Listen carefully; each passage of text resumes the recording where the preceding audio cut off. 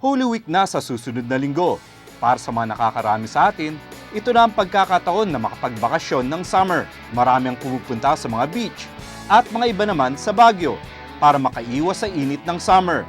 At dahil nga bakasyon, dapat lang tayong mag-enjoy.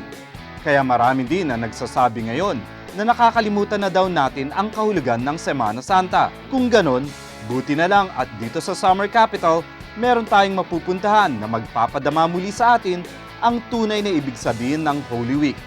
Ito ay ang Holy Land ng Baguio Eco Park. Holy Land Baguio is nag-start po siya ng March 28, 2014. Actually, it's 1 kilometer walk.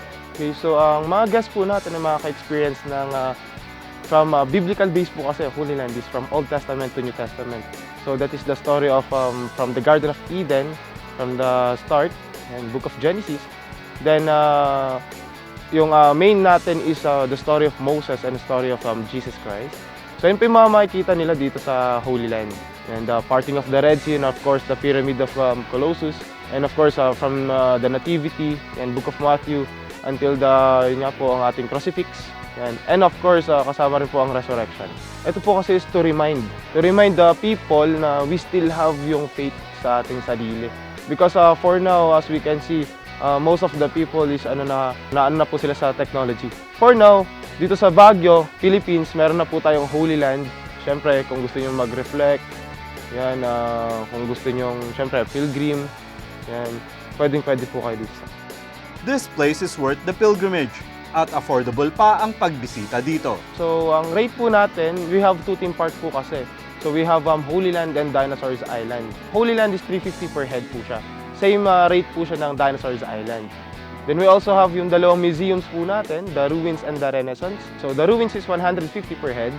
The Renaissance is 100 naman po siya. So, package deal po nun is 200, 2 museums. Pag all attraction naman po is 800 po siya per head. Yan, 20% syempre sa mga seniors, and 3 feet and below po for kids is free. Ang Semana Santa ay hindi lang panahon ng bakasyon. It's also a time of reflection. And you can do that here at the Holy Land of Baguio Eco Park. And hi, so this coming Holy Week, you can visit our park, yan, Baguio Eco Park and the Holy Land syempre. Yan, so you can also visit our website, www.baguioecopark.com. This portion was brought to you by the Holy Land of Baguio Eco Park.